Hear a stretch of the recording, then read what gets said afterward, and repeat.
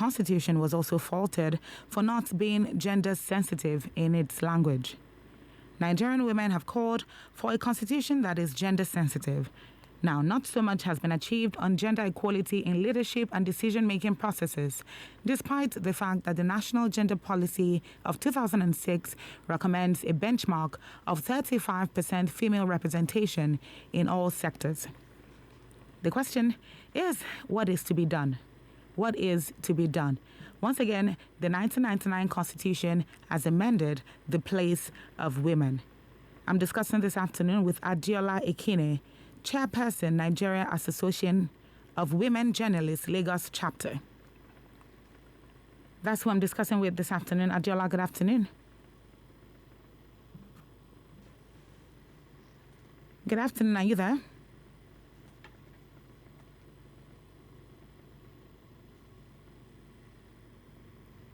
All right, we'll keep trying to contact Adiola. In the meantime, if you want to join the conversation, the phone line is 07000 917 917 or 902 562 5455. Again, 07000 917 917 or 902 562 5455. But to avoid technical difficulty, just stick to the number 07000 917 917. Again, 07000 917 917. But you can also send in a text message or a WhatsApp message to 0703 175 6537. We're also social on Facebook and Instagram at WFM917. That's the handle, at WFM917. So once again, the discussion today is revolving around the 1999 Constitution as amended, the place of women. I have with me Adiola Ekine, Chairperson, Nigerian Association of Women Journalists, the Lagos Chapter. Good afternoon, Adiola. Good afternoon. Thanks for having me. You're very welcome. Thank you for joining us today. Okay. Thanks. So we're very much aware of the fact that 2023 elections are in view right now. And looking at it from where we are right now, we can see that the 1999 Constitution as amended has different concerns by different people. One of them is the fact that it's gender biased. And I want to hear what your thoughts on this are. Do you think that the 1999 Constitution is gender biased? And has this bias, if you think so, has this bias in any way caused a barrier to women participation in governance? Okay, thank you very much. Well, it is a known fact that the Constitution, which is supposed to be to be a working document for the country, largely excludes women in general. It is for this reason that there have been numerous calls for an amendment of the Constitution. A Constitution that does not capture its key population tells how much it disregards gender equality. This has really transcended into governance in all sectors. There are continuous calls for constitutional amendments. There are calls, but these calls are really not heeded to. And I must also mention that Constitution generally should be based on inclusiveness all over the world. However, the Nigerian Constitution is full of provisions which are interpreted to either deny or majorly the realities of women or discriminate against them. For instance, look at the Constitution.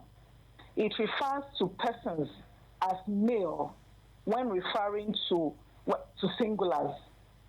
There's no provision there that refers to a woman or as a female. That goes to show the discrimination in the Constitution against women in general. So would you say that this discrimination now, would you say that it affects directly the participation of women in governance?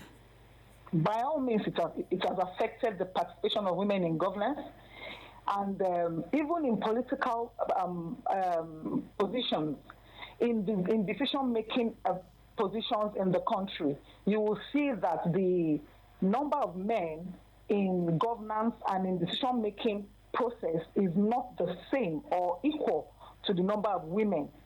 and this has been the case all over the years. Though we've been advocating for more female participation in various sectors of governance, in various decision-making process, even in making decisions concerning women, you see that in some sectors it is men that are representing, which is not supposed to be so. And I believe that it is from the formation of the Constitution that women are being discriminated on in all sectors, even in our Constitution in Nigeria. Thank you very much, Adjola. So, I like to think about things from a solution-oriented point of view. So now that we've talked about the lapses with the 1999 Constitution as amended and the fact that it doesn't properly encapsulate women, as it were, in the Constitution, what can be done now to ensure that this 1999 Constitution as amended is reviewed to be gender inclusive and to ensure proper use of gender terms? Okay, I think, the first is during zonal constitutional review process, you can see that we witnessed submissions of various entries and amendments from various groups. First, we need to see how well some of these recommendations have been incorporated. It is not enough to hold zonal constitutions, but not ensure that the recommendations are adopted. So it behoves the National Assembly to let Nigerians understand the recommendations that will be adopted. With this, we won't have to review the process from the beginning, but ensure that there is freedom and gender equality for women at all sectors. Women have to play active roles in the reviews. We are the ones that can tell our stories the way it has to be told. We are the ones that know where the shoe pinches. We are the ones that can express ourselves the way we really want people to listen and to understand us in all sectors. So we should be the ones that will represent some gender-sensitive sectors and other sectors in particular. Okay. Now, talking about the zonal constitutional meetings and some of these recommendations, do you think it should include positions that women can occupy and positions that more seats, basically, positions that women can occupy, and the fact that women should be there should be an increase in the number of seats that women can occupy in the National Assembly, in the House of Reps? What are your thoughts on that? There should be increase, but then I will bring you back. The quota system is the best for this, and I am sure it will work here. Like, let's look at countries like Rwanda, for instance, South Africa. They use the quota system to pave way for women representation in politics. This was very effective. Very, very. In Rwanda, for instance, over 50% of their political positions are held by women. Affirmative action or a quota system provides role models. Seeing women in positions of power can encourage others to really and confidently aspire to go into such leadership positions. You'll agree with me. I do. But affirmative action also promotes diversity and increases opportunity for a disadvantaged group. It can decrease the potential of conflict as members of society begin to find themselves at the same level politically. We have to be on this at par, politically, economically, and socially. So I believe that in the National Assembly and all other sectors or leadership positions in the country, women should be given equal opportunity. Like I always say, that we go to school together with our male counterparts. Most of the time, we actually study the same courses with them. And when it gets to sharing bits, for us journalists, for instance, you hear them saying that there are some bits that are not gender friendly, they are not female bits. And you see them putting our male counterparts there. But not the same school. In most cases, we must finish better than our male counterparts, and this is not a competition or anything. Of course. But we are advocating that we are given equal opportunity to thrive. We are given equal opportunity to express ourselves. How do we ensure that this is done? Now, we've talked about the recommendations from the zonal constitutional meetings and that the National Assembly should let Nigerians know what recommendations have been adopted and what the implementation process would be like. Now, can I ask you about, do you think that this review process, because what I asked initially was what can be done to ensure that the 1999 Constitution as amended is reviewed. So do you think that the process of reviewing the Constitution is tedious and so may take a while and would affect directly or indirectly this clamor for women inclusion? Whatever time it is going to come out, or the review, we want to have an equal opportunity, and then they should put into consideration the female gender. They should not discriminate against the female gender. You know, there's an ongoing conversation about the setting up of additional senatorial districts where women will be the only qualified candidates to run for positions. This will subconsciously help to improve the participation of women in political positions. This is a proposed amendment which should be incorporated into the Constitution to ensure that there is gender inclusion. Whatever time is going to come out, it is very important that they take note that the Constitution should ensure that there is gender inclusion, and it should be gender sensitive with languages that speaks to the female gender, most importantly. Thank you. Now, you mentioned different groups talking about different submissions and different recommendations for the Constitution. Now, I'm talking about women groups and civil society organizations now. What can be, in your opinion, some of the steps that can be taken by women groups and civil society organizations to ensure that bills like the Gender and Equal Opportunities Bill, the 111 special seats sponsored by Honorable Nkiruka Onyojocha, are implemented in today's society? Okay. Well, first is by adopting a proactive agenda. We need to promote honest dialogue around this bill, so its concerns are clearly understood. The role of lobbying, campaign, and advocacies to policy too. If the lawmakers are engaged, they would understand the need to improve the 111 special seats by Honorable Onyojocha. You know, it is also worthy to note that there have been comments in some climes that the 111 seats would lead to increase in the cost of governance. Meanwhile, Honorable Onyojocha has also said this is a proposal. It is, if it works, it can be sustained, and if it doesn't work, we can revert to the status quo. However, I think this is a laudable thing, and it will be a success. So what steps can these societies take? Can these civil groups, these women groups and civil society organizations take? Do we need to do, what steps, in your opinion, can they take to ensure that these things are, that these bills are implemented, these bills, these ideas, such as this proposal, are implemented? Well, I believe continuous emphasis on gender equality by empowering women, invest in women and the girl child, their education, their health, social status, and job opportunities, that it will go a long way. Women, either as voters or political actors too, should come out massively to participate in these processes. We can't just sit back at home and expect things to work for us. We have to really come out and take up position and take up, and let them see us more. You know, there is this usual saying that nothing for us without us. Conversations about women cannot be done when women are exempted. It is important for women to be part of the process. That's very true. That's very true. So the place of women now in the 2023 elections, pardon me, the place of women in the 2023 elections, do you think that it will be directly affected if this review is done and concluded before 2023? By the special group, I believe that it will be.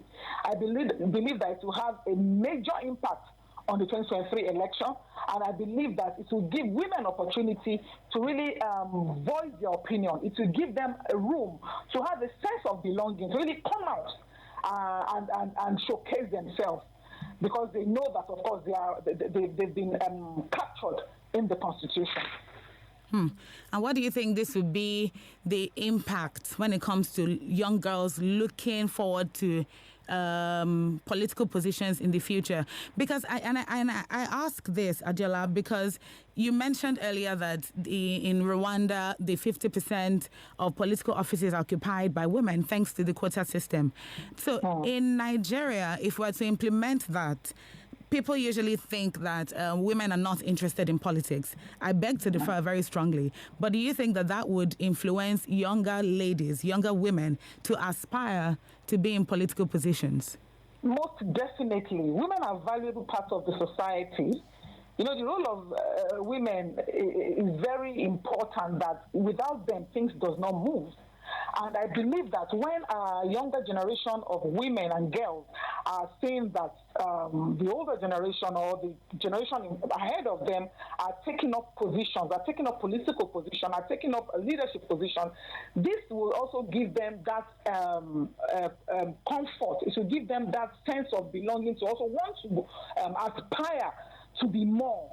From primary school, from secondary school, beyond that, we should also go and start educating, mentoring them from those young age, so that they have that.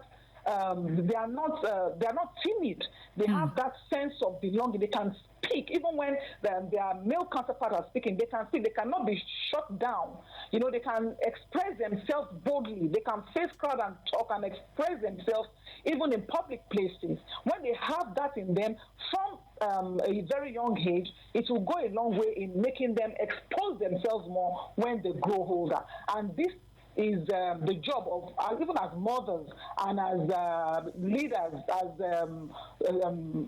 leaders by right, and as teachers, as, you know, community leaders. We should learn to impart on the younger generation, because they are going to be the leaders of tomorrow. We are seeing what they are doing now. That is what is going to develop. So we should train responsible children, even from the home front. So it starts from the home, and it still ends in the home. At the end of the day, they look at a child and know the kind of home the child is from. And as mothers, most importantly, we should train our girl child to be responsible, to be able to, express themselves, to be able to come out anywhere in the world to speak, to be leaders by right, to be able to compete anywhere in the world. Either they are the only female there, they have 20, but they should be able to compete and raise their voices to be heard anywhere they are. Thank you for that. So before I let you go, let me ask you one final question, Adjola. How do we ensure fair and impartial women representation in governance?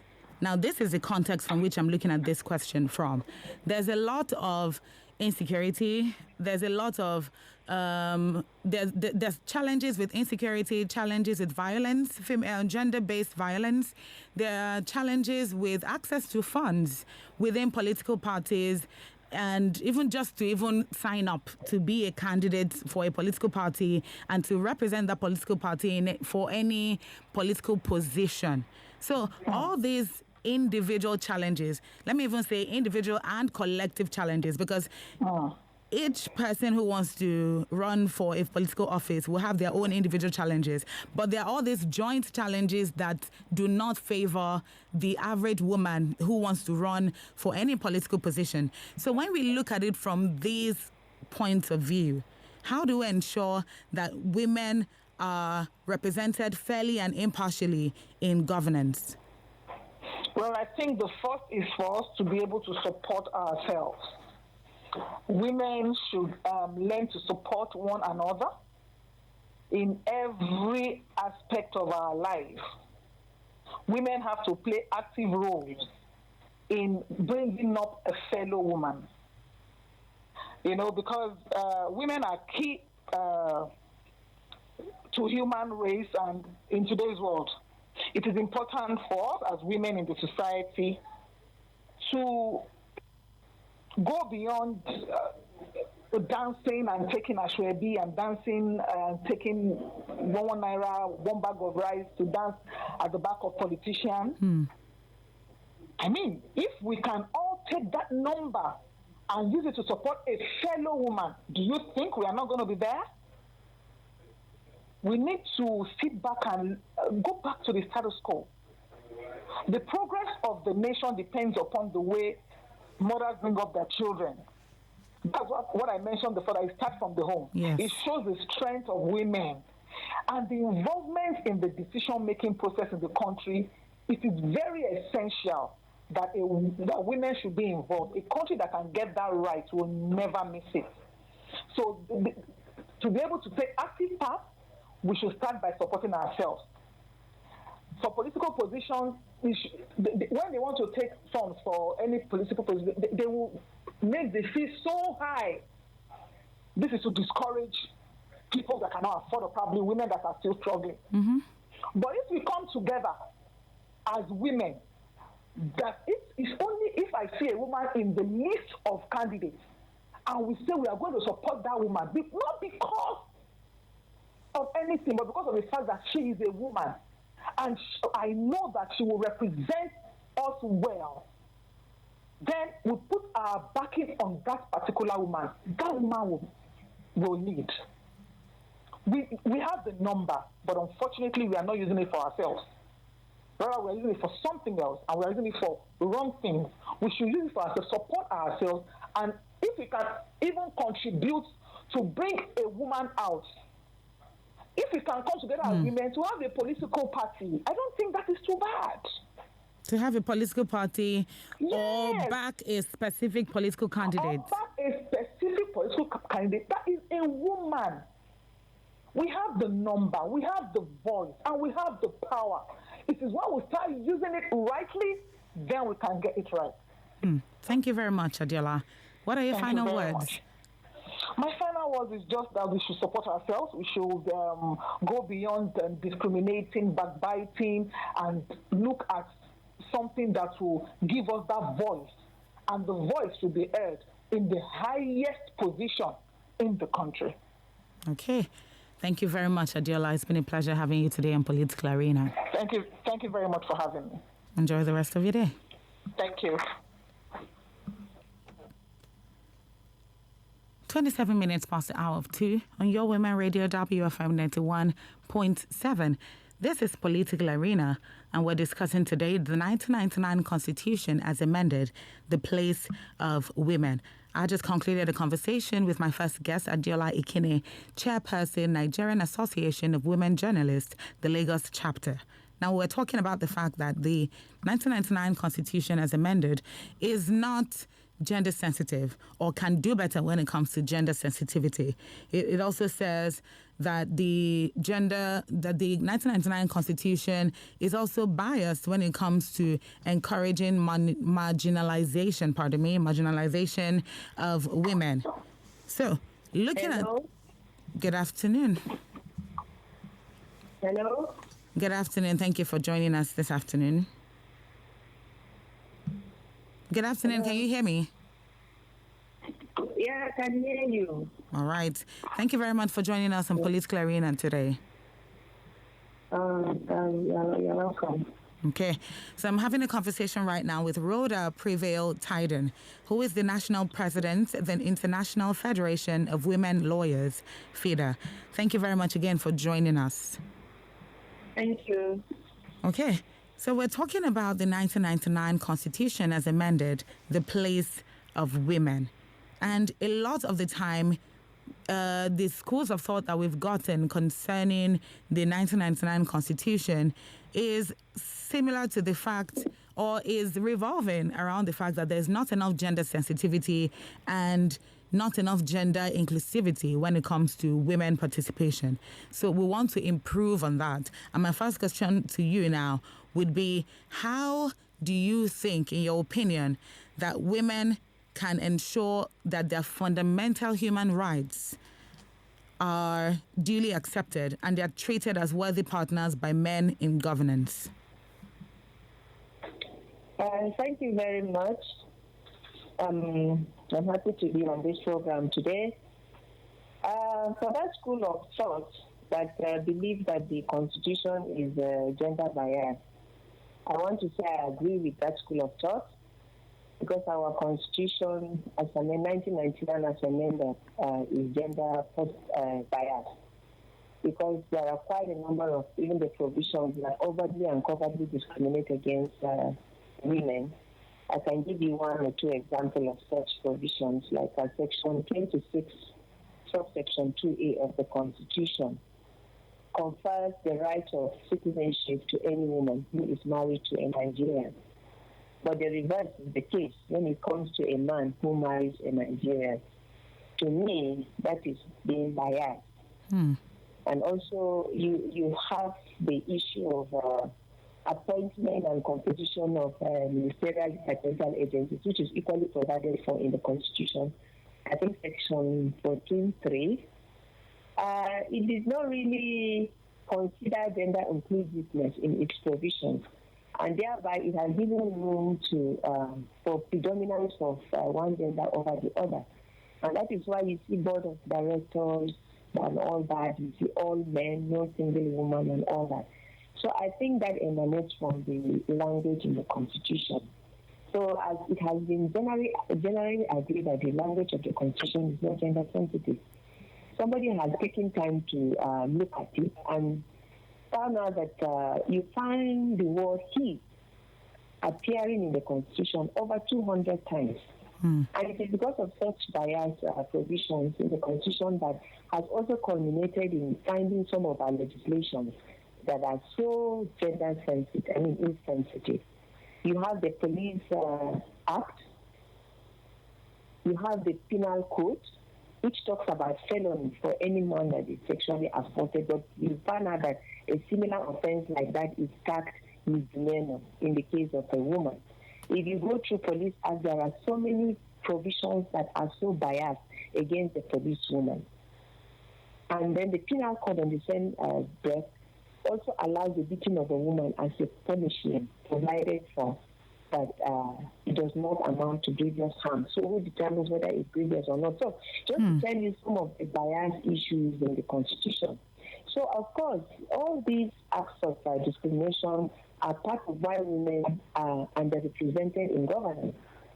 And also with the patriarchal system that we have gender norms, stereotypes, which are all embedded in our culture. So women are not really considered as they should by virtue of the provisions of, Chapter 4 of the Constitution, who recognizes all human beings as human and provides for the fundamental rights of everybody. These rights, as provided, are universal and they belong to all persons. Absolutely. By virtue of the fact that they are human beings, regardless of whether you are a man or a woman. These rights are inalienable and should not be denied by any person or group of persons.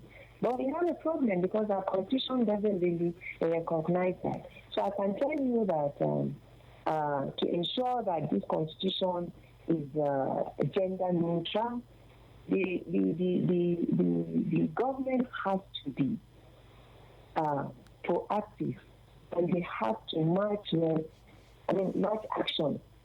with action on what they have been talking about addressing. So the need for the Constitution to be amended cannot be overemphasized. In fact, it is long overdue. But there should be deliberate action on the part of government to ensure that this amendment that we are all clamoring for is what will truly really bring women to par with men. So the need for the amendment of the Constitution cannot be overemphasized. Government should be deliberate in its quest to ensure for gender equity.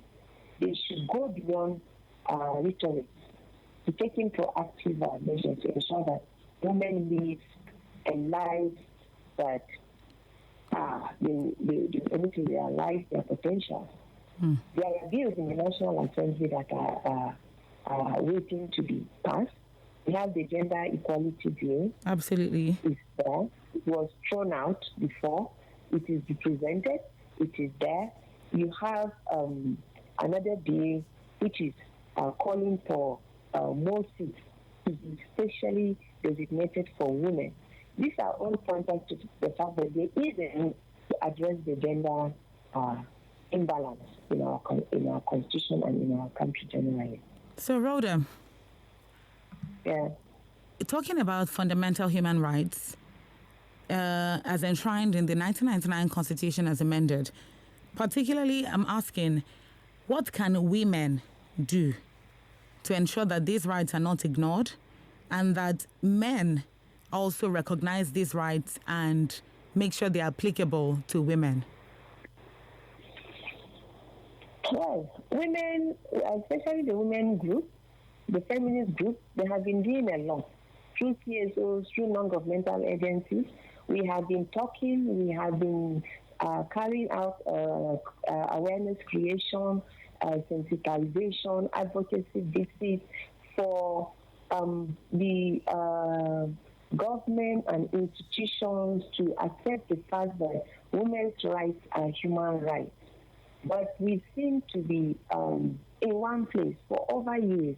And it is all this clamor that has also led to the National Gender Policy, which is a beautiful document, but what is being done on that? It is not being implemented. We have international conventions that our constitution is in tandem with, which is prohibiting all forms of discrimination against women and against anybody. But nothing has been done about that. So I think the right thing is being done now through the Nigerian Women Trust Fund, who have gone to court in strategic litigation to call for interpretation of the provisions of this constitution, which talks about fundamental human rights for every human being, regardless of your sex. Gender. So we need to get a proper interpretation of that, and the non-implementation of all these conventions, international protocols, instruments that have talked about prohibition of all forms of discrimination. So maybe the court is the last resort. Of course, the court is the last resort. So we are now in court, and I hope that something will be done about that. And then it's for women to continue to push. We have to continue to push until we begin to walk the talk. We cannot get tired of doing that. And then women have to also continue to form coalition, come together, speak with one voice, just like we're doing now on Women Radio. We have to amplify our voices on this. We are talking to men who are our husbands, our brothers, our sons, and all that. So we have to continue to talk the talk, and we have to continue to carry out engagements with local communities, grassroots, community leaders, gatekeepers, because we can't just be doing it in the cities. Everybody has to be aware that women's rights are being violated. Women are being discriminated against. Women have been treated as if they are not human. So we have to amplify our voices in all places and in all directions. And we, the women, we have to come together and speak with one voice. Thank you very much, Rhoda. Thank you.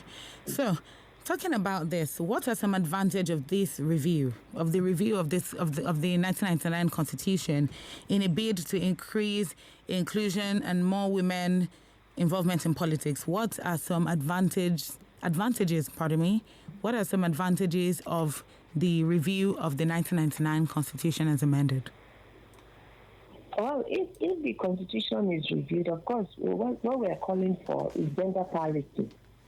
And if it is reviewed, I recognize the fact that all human beings, including women, children, should be treated equally. I'm sure it will go a long way. It will encourage women to come out and participate in politics. It will encourage women to vie for positions. And of course, one of the advantages we'll have is that when you have more women in the parliament, when bills that concern women or children or whatever come, they have their number to defend, they have their number to lobby around their male colleagues to get this passed.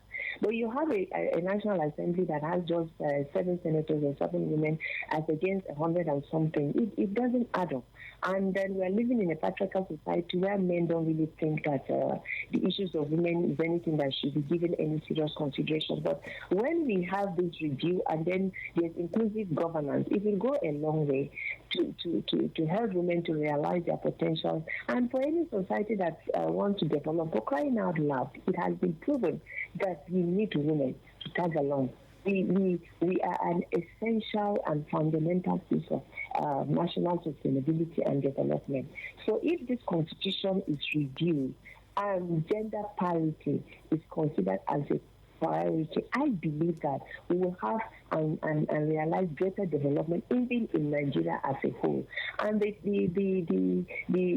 gap that we have in governance will be filled up, because women will now know that they are protected, there are laws, the constitution, the ground norm of the country is protecting them, so we can go out and there's no fear of bias, there's no fear of discrimination, there's no fear of any form of prohibition. So women will be glad to move out and contest.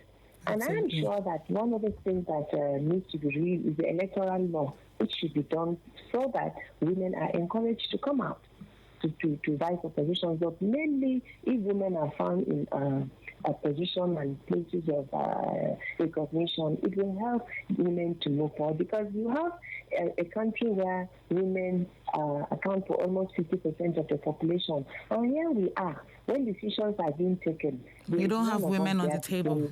You don't have women on, yes. So it is not fair. We are discussing peace and stability. Women are not there. Meanwhile, in times of war and crisis, women suffer the most. And when it comes to the table of discussing what is the way forward on how to get peace, or how do we get out of where we are, women are not there. So I think the need for the review of this constitution is key and is long overdue. Thank you. Thank you for that. Thank you for putting it in that way. So we've talked about gender parity. We've talked about equality for the Nigerian woman. We've talked about freedom of human rights. We talked about the ability for the average woman to be represented in governance, or the interests, that's more like it, the interests of the average woman to be represented in legislation, in governance generally. So what I want to ask you now is, what steps you think can be taken to ensure that the 1999 Constitution as amended is reviewed to be gender inclusive? I'm specifically focusing on the fact that we need to work on more gender inclusivity and to ensure proper use of appropriate gender terms. Because you mentioned that earlier, that there are no terms in the Constitution that are specific to women. And there's a lot of he and there's a lot of man, but there's not enough of she and enough of woman. So what can be done to ensure that the Constitution is is reviewed to be gender inclusive and ensure proper use of gender terms? Thank you very much. I think apart from the issue of gender parity, which is a clear thing that we are advocating for, there are other issues in the Constitution that people are clamoring for. And the only way is to get the Constitution amended. But how do we do that? Is what we are still doing, and is what I said earlier. We'll continue to talk on the need to do it. We have spoken, we have taken, we've sensitized. There are conferences that have been held. I can tell you that even at the last Nigerian Bar Association conference that just ended in Port Harcourt last Friday, it was an issue. We, the people, what do we want? We want an amendment of the Constitution. So everybody is talking about it. Apart from the gender parity issue, there are so many issues that are up. But concerning the gender parity, of course, women have to be in the forefront of talking the talk for this review of the Constitution. And that is why I said earlier that we need to continue with our advocacy, sensitization, community engagement to grassroots, community leaders, state-based organizations. Everybody has to be involved. It's not just you and I that are here in Abuja or in the capital city. If you want it to carry the weight that it should, everybody must be involved. So for us in the civil society organization, NGOs and all that, we need to carry this campaign to the grassroots. Let the people understand in the language that they know that there's a need for this. By the time we do that, I'm sure that at the end of it, in the end of it, a referendum, which government must be forced to take. Because if the people are all talking about the same thing, they just have to listen. So there is nothing outside of us continuing with our awareness creation, sensitization, and all that. And like I said, the women group have taken a step further by going to the court, which is the last resort. And of course, when you go to the court, you are seeking interpretations. Where are we? Here we are with our constitution that says these rights are yours, ABCD, EFS. But the reverse is the case when it comes to the practicality of its implementation. So we are challenging the government on the need to ensure that the provisions of the Constitution is implemented. And here are we again. We went for Beijing platform for action 26 years ago, and the government affirmed it by coming up with a national gender policy. And in that national gender policy, it talks a lot about gender parity. And then we have the Sustainable Development Goal, Goal 5, talking about equality. And government is a signatory to that, and we are running with that. But what are we seeing? So maybe when we go to court, just like the Nigerian Women Trust Fund has done, the court will give us the interpretation of that. And then don't forget, there were intergovernmental committees that were set up. One was the Justice Race Committee, which talked about and gave a very generous interpretation to what they are talking about, and made serious recommendations that would have helped this issue of gender inequality, gender disparity, and all that. But those reports are there somewhere decorating the shelf. So if we have all these and we are going to court to say, come on, court, come and tell us what is the meaning of this. Maybe that way the government will be held accountable. Maybe that way they will wake up to say, well, yes, we signed this, and we as a government are accountable to our people. Maybe we should look at it again. But outside of that, we need to continue to talk the talk. The National Assembly have come out to say they're going to do the amendment. So we follow up. Let's just believe in the system and believe that something will come out of it, because the issue of gender parity is really key, and it's a panacea for any meaningful development for any society.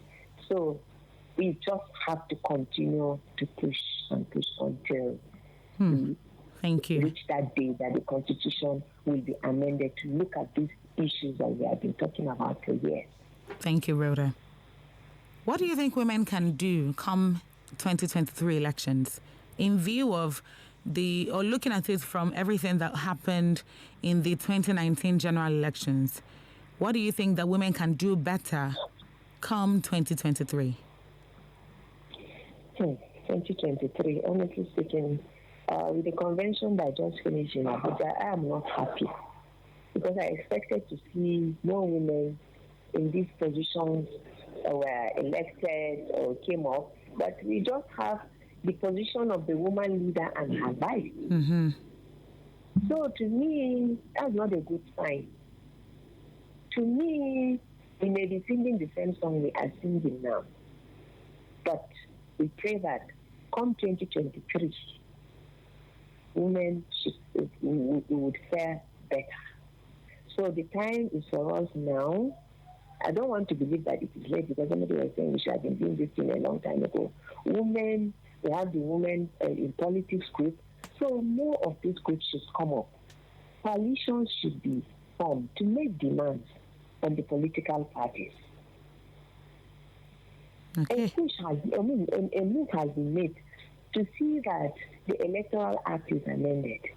If the Electoral Act is amended, I think political parties should also come up with a workable constitution that takes note of the issue of gender parity. Women should not just be seen queuing up to vote. Women should be allowed to be voted for. And how do we do this? Because the atmosphere must be conducive. You know, one of the things that keep women away from vying and going for position, one is funding. Nigerian politics has been so monetized. And we know the position of women when it comes to empowerment. So, exactly. Yes. It has been so monetized. And I think something can be done about that, because you read about politics in other times. Yes. It's been, yes. So